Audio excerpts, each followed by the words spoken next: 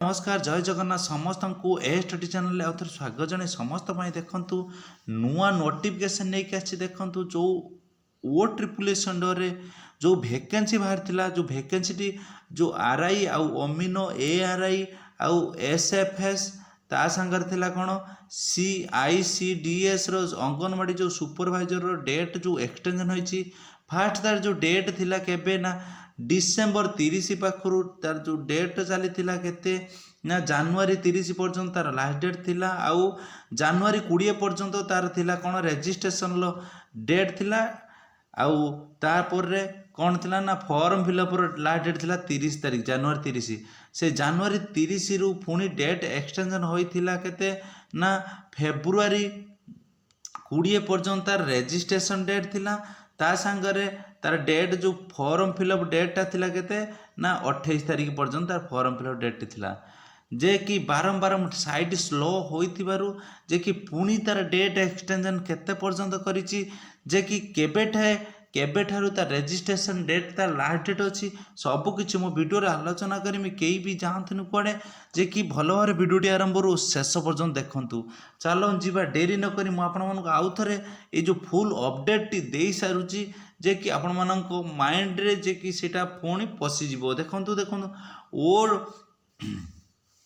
देखो ओडिशा सब ordinate staff selection commissioner तरफ जो वैकेंसी थिला जे कि यार पूरा वैकेंसी केते थिला ना आर आई रो थिला 559 वैकेंसी आउ A R I row 827 vacancy थिला आउ अमीनो रो थिला केते 686 एतने भलो भाटे देखि दियंतु जे कि जो माने फॉर्म अप्लाई करि नांती तांको पई जे कि एई भिडियोटी जे कि आपण माने जानि पारुथबे नि किछि पिला अछंती जे कि जानि नांती एतल अंगनवाड़ी सुपरवाइजर बाहर जी बोली देखंतु जो अंगनवाड़ी सुपरवाइजर जो बाहर जी तार सब किछि डिटेल्स मते पुणी मूलरू आरंभ करी शेष पर्यंत कहबी अमीनर केते 666 आउ एस एफ एस केते अछि 325 आउ आई सी डी एस सुपरवाइजर जो अंगनवाड़ी सुपरवाइजर केते थिला ना 498 वैकेंसी टोटाल वैकेंसी देखो केते थिला ना केते 2895 वैकेंसी थिला टोटाल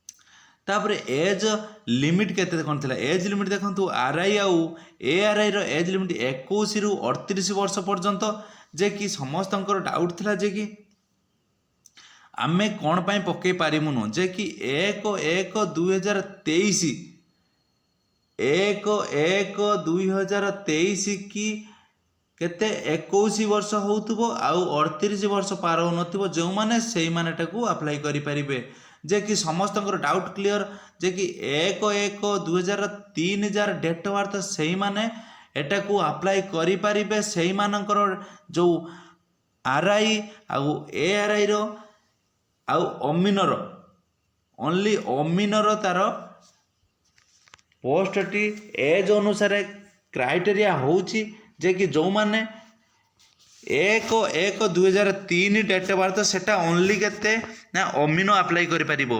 1/1/2003 जा डेट ऑफ बर्थ समस्त एटा भलो बार देखंतु 1/1/2003 जा डेट ऑफ बर्थ ओनली सी पके परिबो कोन ना अमीनो अप्लाई करि परिबो आउ जार 1/1/2002 सी कोटा अप्लाई करि परिबो ना ए आर आई आउ आर आई ता संगरे अमीनो एस एफ एस अप्लाई करि परिबो किंतु सुपरवाइजर अप्लाई करि परिबो नाही सुपरवाइजर को डेट ऑफ बर्थ ना 1/1/2000 मसिया जार थिबो सेही माने सुपरवाइजर ए आर आई आउ अमीनो एस एफ एस सेटा को अप्लाई करि परिबो एटा को समस्त भलो भाबरे देखि देबे तापर जने जने डाउट क्लियर करि पारु नाहंती ता संग देखंतु एजुकेशन क्राइटेरिया केते अछि आर आई आउ अमीनर एजुकेशन केते ना bachelor degree R I A R I रो बैचलर डिग्री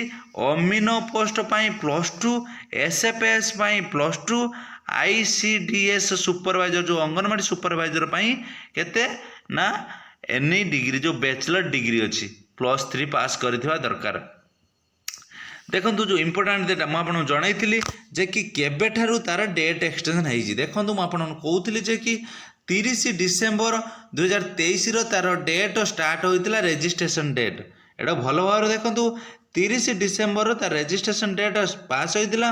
ତାର ପୁଣି ଏବେ ଡେଟ୍ ଏକ୍ସଟେନସନ୍ ହୋଇକି ଯେ କି ଧରିଗଲା କେତେ 20 ମାର୍ଚ୍ଚ 2024 ପର୍ଯ୍ୟନ୍ତ ତାର ରେଜିଷ୍ଟ୍ରେସନ୍ ଡେଟ୍ ଆଉ ଲାଷ୍ଟ ଡେଟ୍ କେତେ 31 ମାର୍ଚ୍ଚ 2024 ପର୍ଯ୍ୟନ୍ତ।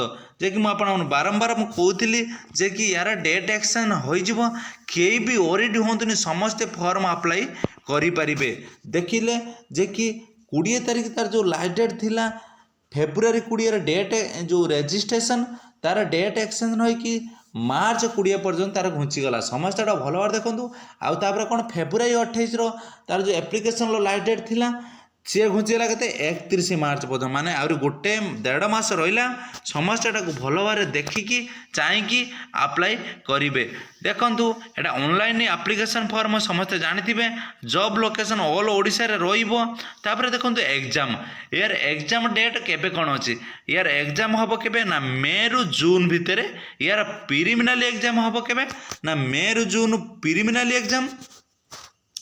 ପ୍ରିଲିମିନାରୀ ଏକ୍ଜାମ୍ ମେର ଜୁନ୍ ଆଉ ମେନ୍ ଏକ୍ଜାମ୍ କେବେ ସେପ୍ଟେମ୍ବରରୁ ଅକ୍ଟୋବର। ଏଟାକୁ ଭଲ ଭାବରେ ଏଇଥର ନୂଆ ଅପଡେଟ୍ ଆସିଛି ଯେ କି ୟାର ଏଇ ଅପଡେଟ୍ଟି ହିଁ ରହିବ। ସମସ୍ତେ ଭଲ ଭାବରେ ଦେଖନ୍ତୁ ଆଉ ନିଜେ ତୟାରରେ ଜାରି ରଖନ୍ତୁ ଯେ କି ଫର୍ମ ଆପ୍ଲାଏ କରିଦେଇକି ନିଜ ପାଖରେ ରଖିଦେବେ ଆଉ ପାଠ ପଢ଼ାପଢ଼ି କରିବେନି ନା, ସମସ୍ତେ ପାଠ ପଢ଼ାପଢ଼ି କରନ୍ତୁ ଯେ କି ଏଟାକୁ ବଜେଇବାକୁ ହେଲେ। ଆଜିର ଦୁନିଆରେ ପାଠ ନାହିଁ ତ ସଂସାରରେ କିଛି ବି ନାହିଁ, ଯେ କି ଆମେ କିଛି ବି ଚାକିରି କରିପାରିବା ନାହିଁ। ତାପରେ ସ୍କିଲ୍ଡ ଟେଷ୍ଟ, ଯେଉଁ ସ୍କିଲ୍ଡ ଟେଷ୍ଟ ହେବ ମନ୍ଥ ଆଫ୍ଟର ଦି ମେନ୍ ଏକ୍ଜାମ୍। ଦେଖନ୍ତୁ ଯେଉଁ ସ୍କିଲ୍ଡ ଟେଷ୍ଟ ଯେଉଁ ମେନ୍ ଏକ୍ଜାମ୍ ପରେ ସ୍କିଲ୍ଡ ଟେଷ୍ଟଟି ହେବ। ଦେଖ ସିଲେକ୍ସନ୍ ପ୍ରୋସିଡ୍ୟୁର କେମିତି କ'ଣ ରହିଛି। ଯେଉଁ ପ୍ରିଲିମିନାରୀର ଯେଉଁ ଏକ୍ଜାମ୍ ହେବ କେତେ 100 ମାର୍କର ଏକ୍ଜାମ୍ ହେବ ଆଉ ମେନ୍ର ଏକ୍ଜାମ୍ କେତେ ହେବ ନା 180ର ଏକ୍ଜାମ୍, ଯେଉଁ 80 ମାର୍କର ଏକ୍ଜାମ୍ ହେବ। ତାପରେ କ'ଣ ଅଛି କମ୍ପ୍ୟୁଟର ସ୍କିଲ୍ ଟେଷ୍ଟ 50 ମାର୍କର ହେବ। ତାପରେ ଡକୁମେଣ୍ଟ ଭେରିଫିକେସନ୍ ହେବ। ଏଇଟାକୁ ଭଲ ଭାବରେ ଦେଖିଦେବେ। ଏକ୍ଜାମ୍ ସିଲାବସ୍ ଆପଣମାନଙ୍କୁ ଯେଉଁ ଲେଖିଛି ଯେ କି ସମସ୍ତେ ଏଟାକୁ ଭଲ ଭାବରେ ଦେଖିଦେବେ। ପ୍ରିଲିମିନାରୀର ଯେଉଁ ଏକ୍ଜାମ୍ ହେବ ତାର ଯେଉଁ କେଉଁ ସବଜେକ୍ଟରେ ଆସିବ କ୍ୱେଶ୍ଚନ୍, ସବଜେକ୍ଟ ଆସିବ ମ୍ୟାଥର ଆସିବ 20 ମାର୍କ, ପୁରା ଗୋଟିକିଆ କ୍ୱେଶ୍ଚନ୍ 20 ମାର୍କ ହିଁ ରହିବ। ଜେନେରାଲ ଷ୍ଟଡିର କେତେ ଆସିବ 20 ମାର୍କ, 20 ମାର୍କ ହିଁ ରହିବ। ଇଂଲିଶର କେତେ ଆସିବ ନା ଇଂଲିଶରେ ଆସିବ 20 ମାର୍କ, 20 ମାର୍କ ହିଁ ରହିବ। ଓଡ଼ିଆର 20 ମାର୍କରୁ 20 ମାର୍କ ରହିବ। ଲଜିକାଲ ରିଜନିଂ କେତେ ଆସିବ 20 ମାର୍କରୁ 20 ମାର୍କ। ଟୋଟାଲ 100 ମାର୍କର ଏକ୍ଜାମ୍ ହେବ। Negative mark 0.33। ଏଟାକୁ ଆପଣମାନେ ସମସ୍ତେ ଜାଣିଥିବେ 0.33। ତାପରେ ଦେଖନ୍ତୁ ମେନ୍ ଏକ୍ଜାମ୍ ଅଛି। ମେନ୍ ଏକ୍ଜାମ୍ ଆସିଗଲା ଯେଉଁ 180 ମାର୍କର ଏକ୍ଜାମ୍ ହେବ। ଟୋଟାଲ ମାର୍କ କେତେ ନା 180 ମାର୍କର ଯେଉଁ ଏକ୍ଜାମ୍ ହେବ ଏଇଟାକୁ ଭଲ ଭାବରେ ଦେଖନ୍ତୁ। ଯେଉଁ ଦେଖନ୍ତୁ 180 ମାର୍କର ମ୍ୟାଥର କେତେ ନା ଆସିବ 40 ମାର୍କର 40 ମାର୍କ ହିଁ ରହିବ ଦରକାର। ଜେନେରାଲ ଷ୍ଟଡି 40 ମାର୍କ, ଇଂଲିଶର 40 ମାର୍କ, ଓଡ଼ିଆର 40 ମାର୍କ, ଓଡ଼ିଆର 20 ମାର୍କ, କମ୍ପ୍ୟୁଟରର ଆସିବ 40 ମାର୍କ। ଏଇଭଳି ଭାବରେ ମିଶେଇକି କେତେ ନା 180 ହୋଇଗଲା। Total 180 mark. ଟାଇମିଂ କେତେ ନା 180 ମିନିଟ୍ସ।